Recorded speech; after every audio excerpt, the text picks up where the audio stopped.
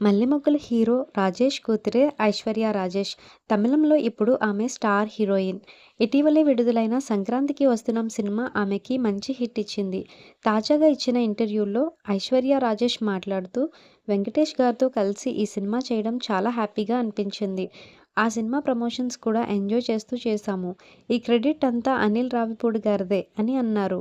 ఈ సినిమాలో గోదావరి యాస మాట్లాడే భాగ్యం కోసం అనిల్ రావిపూడి గారు నా పేరు చెప్పినప్పుడు తనైతే చాలా ఈజీగా చేస్తుంది అంటూ వెంకటేష్ గారు చాలా సపోర్ట్ చేశారట. ఇంత కామెడీ ఉన్న రోల్ చేయడం నా కెరియర్‌లో ఇదే ఫస్ట్ టైం.